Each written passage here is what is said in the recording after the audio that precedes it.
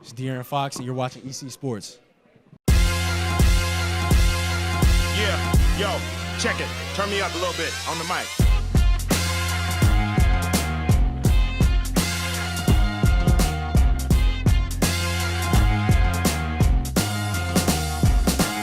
ECSports episode. I gotta go. Lance Briggs, 53. 53? Yes, Lance Briggs. He came to Six Corners once.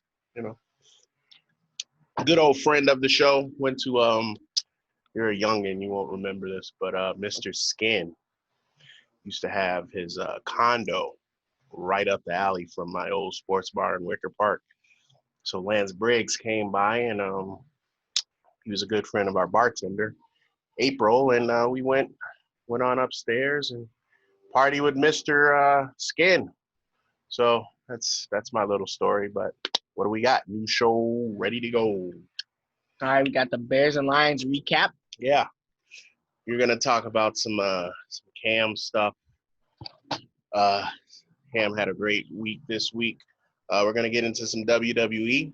Also, we're gonna talk some fantasy. We're gonna, recap. Sure, you can tell the difference of our teams by the expressions that we're making right now. I know what happened with mine. Though there's some other guys that we'll talk about that probably don't know. Yeah. So let's get into the Bears. Mitch Trubisky, at first, obviously he did his job at the end. He did what he had to do at the end, but there's a lot of people in Chicago, I'm sure, from quarters first to three, were like, why is this dude? Why is Nick Foles on the bench? Yeah, we were talking about, like, get him out now, all of that good stuff. What was your thoughts on the game?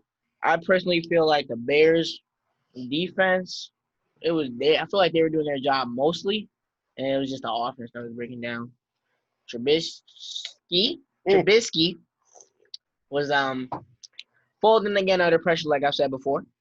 At first, just wasn't completing his passes, wasn't hitting his targets, overthrowing. He came through at the end when they needed him, gave him the nice touchdown. I can tell you this right now, Swift from the Lions, who dropped the ball, I hope you're in good condition right now. I know the team jumped. Hey, let him get up. Yeah. Let him get up. Let him get up. We're going to have Jaden show that video as we're talking, but there's real-life footage of him getting jumped. Get him up. Let him get up. Let him get up. Let him get up.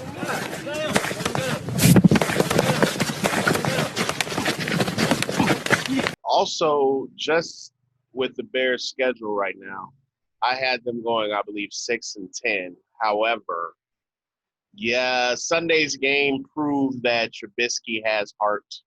That doesn't mean that I'm letting. No, that doesn't mean that I'm a fan at all. I'm not letting up.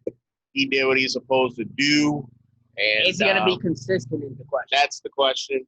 However, when you have the New York Giants coming up next, it's giving him a very good option to do so. So ECSports is going to keep a close eye on this to see how he does, but so far so good in his for his benefit. Now, why don't you give everybody a recap of Mr. Cam Newton's week? Didn't give me 45 like I said, but he got the job done. He got you in the 40s. Yeah, man. he got me in the 40s. He gave me, I think, 41.7. 2 rushing touchdowns. Did what he knows how to do. And pretty sure he made a lot of people angry, especially the Miami Dolphins, because they attempted to snatch off his chain like some haters. They were very mad that he was whooping that tail. Looks like him and Edelman were connecting. Very good. Yeah. He did what he was supposed to do. He ran the offense. He threw some running in there. He had 2 rushing touchdowns. I'll let you know. I'm sure Belichick was happy with a win. Everybody's happy with a win. Yeah. He's a captain. He did everything he was supposed to do. I think Miami throughout the game had some very interesting ways of showing their sportsmanship. Animosity. And Cam handled that well. He handled it well, and his teammates were behind him. So everything should get better from here on out as long as he stays healthy. But the NFL, I feel like there was no issues. I think they got started on the right foot as the season opened. Some had fans, some didn't. I believe Jacksonville had a nice amount. I think you had mentioned that Oklahoma in college it has had a fans. nice full amount of fans with masks. man. So, and a Spencer kid, Rattler. that Whoa. QB1 show, man. There's a lot of kids playing right now. One's in the NFL. One just came back. You had wanted to talk about the Big Ten. Justin Fields. Yeah. Big Ten number one in the country. Yeah, re-voted, and all of a sudden they're going to start unanimous vote starting next playing. month. I'm happy for them. I just wish Illinois could do the same thing. What do you mean? I want to play. Oh, you mean the high school? Yeah, because Illinois is. Oh, college is playing. Talking about high school wise. Yeah. It's tough, you know, especially when you're not in that position. You don't understand the importance of it. I think there's been a numerous amount of kids that have stated that, you know, college and, you know, scholarships and just the opportunity to contribute and perform is very important. And right now, a lot of the world is moving forward, and it seems like Illinois is just their little falling back. So it's a tough situation that hopefully remains fluid and keeps moving into the right direction for the betterment of the student. But we'll see what happens, student athlete, so to speak. All right, let's get into some WWE, World Wrestling Entertainment stuff that we usually don't speak of. I wanted you to talk about the obvious rise of the Street Profits, also the limited amount of opponents that the WWE is offering for them. I don't know if it's ever since the pandemic happened, no fans or whatever. Posture. It's not a lot of competition in WWE right now. I feel like if you're a champion, you're going to be champion for a while. There's not a lot, unless you're Sasha Banks, of course, because they just hate her for some reason. But one of the best performers in the WWE. Yeah, who holds her title for a week. She has yet to be able to defend a title outside of NXT. Ever. In the WWE, Raw or SmackDown. So stupid. And they don't realize that they have an opponent now. Imagine losing Sasha Banks to AEW. She would run that company. Yeah. And Vince would look stupid. I just don't get it. But as I was saying, you have a belt. Unless you're Sasha Banks, you're going to be able to hold your title for a while. You don't have a lot of competition. Especially the tag team. Yeah, especially the tag team. Because what did they do last week? They brought Cesaro and Shinsuke Nakamura to fight the Street Profits. I can see them putting the Street Profits going them and SmackDown and fighting them, and then Cesaro and Shinsuke winning, and then they just fighting at Clash of Champions for the final bout, which is all they possibly can do because who are the Street Profits going to fight? That's unfortunate because they fired AOP, which is a team that they probably could have made look tough. The Good Brothers. Yeah. Carl Anderson and Blue Gallows. It's like I don't think they were thinking ahead when they were doing the things that they were doing. They released a lot of people. It's just like you're so focused on putting the same people out there. Not saying that these people are trash, but you have to have some semblance on a 3-hour show on Raw, which it seems like they're not even paying attention to. SmackDown is winning right now because they're be able to put a lot of stuff in a shorter amount of time. We know why. Yeah. I mean, Paul Heyman is a huge contributor and reason. I don't know why Vince just hates him writing. He was just writing again, and they just pulled him off again. Because Vince is a very territorial person. So you're doing good. It's Mr. McMahon to you. Oh, my bad, Mr. McMahon. Yeah. If he's not doing good and you are doing good, he's going to find a way to push you off. I don't think it's that as much as he likes to have a say-so, which he should, but sometimes you have to get out of the old element. Right now, your champions are people that are every week. I love what they're doing with Roman Reigns. Yeah. I love what they're doing with McIntyre and Orton. Mm-hmm. I love the fact that Orton is like a transcendent guy that still is relevant. Villain. He's been there for 20 years, but he's still on top, right? Still in shape. Doing still does everything, and he's done.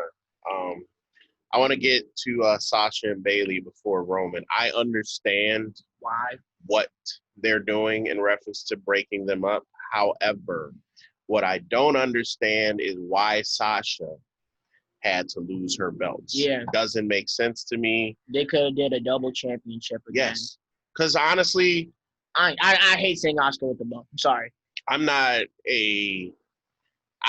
gonna lie. I don't understand her as the champion. I don't even see like her wrestling acumen being awesome. I don't think her character is attractive. What character? Not physically, just I don't think her character. I think she has a character. Exactly. Like attractive meaning she can't really wrestle to me. Like she's not a like at all. At all. She can't talk. She can't speak English. Sasha, I mean, I can just say it. The 4 horsewomen are Hall of Famers.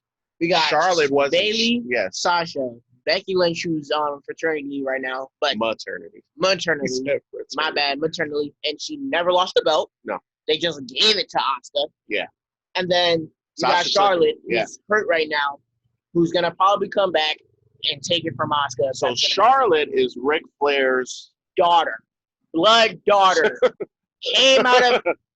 Not even gonna get into that. But yes, that is the semen of Ric Flair. I can say it. Yeah, that's a seed. Now, when she started, which is what I always tell him, you work your ass off, and you'll see results. If you watch WWE Network, Charlotte trash. What's that Joe Budden meme? She couldn't wrestle. No, she couldn't speak at all. Now, me and him. We'll tell you about 5 years ago, there's no way. We would fast forward through women's wrestling. Divas, I'm sorry. They legit went out there to show their bodies. Charlotte did a main event, Hell in a Cell. We were in there just like if it was Roman versus Seth, Cena versus Rock. That's how good they are. So I feel like when you have the caliber of woman like Sasha and Bailey, let them keep the belts. Maybe Hell in a Cell again. Maybe smash one another or one of the other messes up the tag team, but they still have the belts. They've done that before. Yeah. I remember when Cena and Shawn Michaels were tagged, they fought each other at WrestleMania with the belts because they were on top of their game. Stop ruining people's character to build another story. Sasha is one of your best wrestlers, athletes at all, not just women. Sasha and Bailey run the show. What would you say about the women's division since they broke up? On any show. What is there to say? I mean, you got Nia Jax and Shayna Baszler, who can be dominant if they just kept them single. They have them together. I don't know what they're doing. They just had 2 separate handicap matches, which made no sense to me. They broke up the Iconics as well, which I don't understand. They beat Sasha and Bailey the first time for the belts, the tag team belts, and they just break them up after. It's not that they aren't irrelevant, that they aren't relevant. WWE made them irrelevant. Okay, they could be one of the top tag teams. That could be a division. The women's tag team could be a full-blown division if they kept them together. I could watch Sasha and Bailey versus them all the time. I don't care. It's not even just that. If we were writers, I would make the Riot Squad the biggest heel tag team. Exactly. Because you could do that. You got the Iconics and that they're could not be even heels. using Bianca Belair. I don't know what they're doing. It's so stupid. They can bring her out with the Street Profits. They don't even do that. They can bring her out with them every time. They can make the Street Profits a heel tag team if they wanted to. They don't. Bianca is the most athletic. She is the EST, the best, the fastest, the smartest, the cutest. She's the best. Hey, you better watch out. Montez will whoop that ass. Yeah, I know. Montez, wife, they're married. Flip on my. But it just doesn't make sense that you're not utilizing the people that you should utilize. And we always post and tag people. I hope Bianca and Montez hear this. You really need to get Bianca on TV. Yeah. She is not usable. If you're going to put anyone on TV, it should be her. You're putting Lana and Natalya. With all due respect. Natalya did her job. Yes. They are necessary. We just had a championship match But with to leave- Asuka.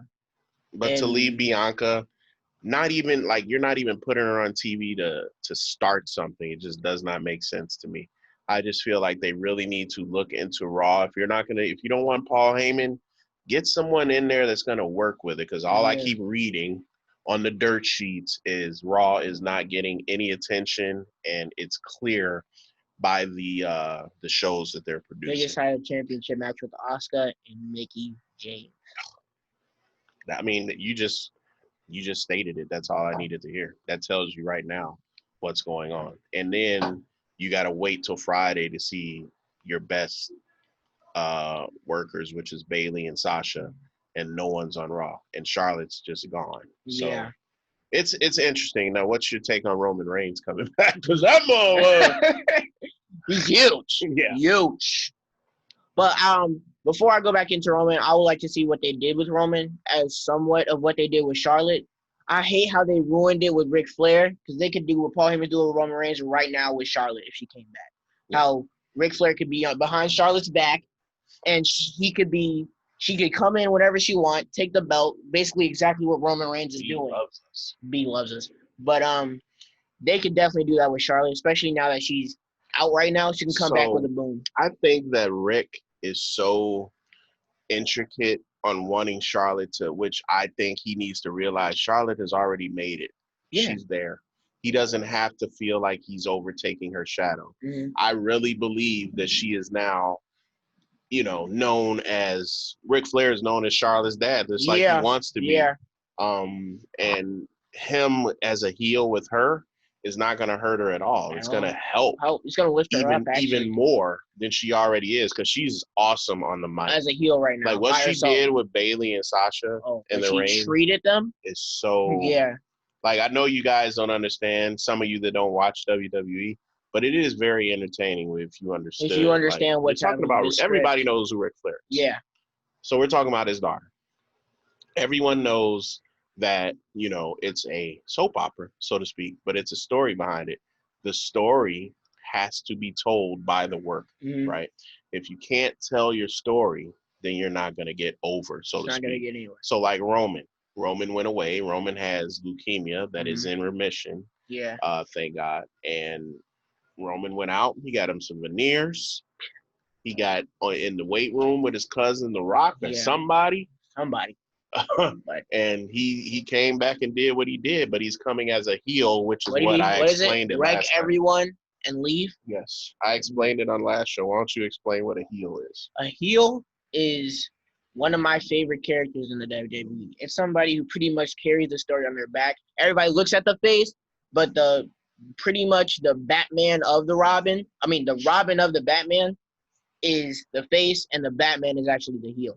Because the heel pretty much brings the story along. He usually initiates what goes on, attacks the face, and makes the face want to get back at him, or pretty much talks good about himself, which annoys the fans and sells. He works. This guy is definitely a wrestling person now, and I apologize for it. Yeah. So what a person that is just learning the best way to describe a heel, because he described it for a wrestling fan. Oh, yeah. Is this. You got Superman. Yeah. And is your face. Lex Luthor. Lex Luthor or Kryptonite is your heel. Yeah. The bad guy. Simple and plain. So Roman Reigns has always been Superman. Now he comes in as the Kryptonite. Put it this way. Everybody knows who John Cena is. Yes. The heel is basically whoever John Cena's fighting. Mm-hmm. And John Cena is the face. So it's always been something in the WWE that whether it's Stone Cold, John Cena, The Rock, all the fans want to see how they do as heels. All have done it except for John Cena, which I still to this day would like to see it, but I just don't know how they would do it because it's John Cena. But Roman Reigns coming back with Paul Heyman is amazing. Also, why don't you explain who he's fighting next? Oh, his cousin, which is one gangster. Of the Usos, which is very, very interesting gangster. Part of the Usos, I think it's Jimmy who got hurt, and Jay's been on his own for a while right now in singles competition, and they just let him win a fatal four-way to be the number one contender to fight his cousin Roman Reigns for the belt, which I find I see, like, I find it interesting how they're doing it. Like, I can see why they're doing it and the way they're pushing it, which I find very smart. Because if you saw the Fatal 4 match, the way that all the I other heard characters that Paul are, Heyman is writing the story, though. yeah, That's why. that's smart. Because the way that the other people that Jay was fighting, if you know their characters, they're not going to be fighting on the ring. No. So if you're a wrestling Mongol like us, if you know what's happening, you knew Jay was going to win from the start. Which is dope. Yeah, which is dope. So And Roman has shown now coming back that he runs the show. yeah, Because he went in Vince's office and said, hey, I want Jay to, if you want me to come back right now, I want to fight my cousin. without fans, I want to fight my cousin. Yeah. And that's what happened. So I just realized we're running low and we got to get to Cali. So let's give a quick fantasy update. I told him prior to the show to have the standings available. Oh, yeah, I have. And as your son, if you're a parent, you know they're never ready. I said, I don't want you doing this on the show. And there you go. Okay, here we go. So, standings right now. All right. In the red division, we have Drew Robinson, who I'm Drew? facing next week. All right. Drew. Who do you think you are? Yeah, he had a great year. As I said previously in the first show, that he is one of those nice guys that'll whoop your ass. Yeah. Who else? Next, we have Mr. Wally World, Gino, who you sadly lost. Great trade for Gino this week. This dude. Gino realizes that my team name is Raheem Must Start. If I would have started Raheem Mustard, I would have won. But by all means, with all due respect and gratitude, congratulations, Gino. I will be whooping your ass later this year. I don't even want to talk about the trade. And thanks for the trade, buddy. I'm glad I can help you out with Sony Michelle and CeeDee Lamb. And I got Roddy Anderson coming. Who dropped 29.5 points. Next. Thanks. Third, we have Raheem Mustard. That's me. 0-1. I will pick it up this week because I am playing a bomb. Then after him, this is all the rest is tied for third. Yeah. We have B-View Villains, Lance Garnett, and then we have Eric Kidd. Lance and Eric, really good friends of mine. I hope they could pick it up right now. They're Teams not are looking boo-boo too right good. now. Teams look like boo-boo. Maybe want to hit the trade market, guys. In the black division, my division, and tied for first, we have Shrimp Deshaun, Anthony D'Amato, his co-host. Anthony's busy with work. Forgot to say it. I got to say that before the show. He will be back next week. Congratulations. But looking at your team, not really worried when I play. Yeah. You had a easy win because Aaron Rodgers felt like playing football. Yeah. And tied for first again is we wish you a Merry Christmas. Who's that? Oh, me. Kyler Murray. Merry Christmas. You get it? You get it? You didn't even play him. Oh, so. You know why? Because I had Cam Newton. But you'll definitely be playing next week because you know who he's playing? Who? The Washington football team. Okay. So how's your team? Are you happy with your team? Oh, yeah. Because last week you said you were going to quit. Oh, you did too. So. I just have Hey, no one asked about me. Hey. I said if I don't make the playoffs, which I am. I'm very confident in now. After 1 week. But I'm confident now. I won't be quitting. Let me cancel that out now. Okay. I will not be quit. I will not be quitting. Okay? 900 to you, huh? All right. And then also tied for first place, we have Mr. Cali Danny, Gruden's Grinders. He tried to do this again. Pause. As you saw on our message stream. If you want Josh Jacobs, bro, bring Ezekiel. Yeah. Stop throwing freaking bums at me. What do you give you, David? David Johnson. Yeah. Mr. Unreliable. You're not getting him unless Ezekiel is offered. So. But congratulations on your win. And then tied for fourth. There's no third in our division because we whooped these last two people. I whooped Mr. Ricky Lake, RJ Barnes, the former co-host. Whoa. Didn't do so well. No, he didn't. He took an L. Yeah. Took an L. I actually, in his defense, I called him. He said, that's what happens. He said, you beating him in the first game is like the Lakers losing their first game. Let me tell you this now. I will definitely beat you again. Whoa. Okay. Definitely. Has he beaten you yet? He beat me last year, I think. No, I didn't. I don't think he did, though. But go ahead. Or maybe he didn't. I don't know. But after that, we got Mr. You Got Options, who's been talking. Let me say this. Hey, he wasn't talking yesterday. He's been talking very, very much ever since I've been getting my haircut. He ain't talked yesterday. He got busted by Anthony. Bad. Anthony had 215. I think he had 150. Let's not forget about the money he lost. Oh yeah. He bet against the Lakers, which I just won money off of too. I'm on 40. We show that clip. Yeah. That's the money. Yeah. Yeah.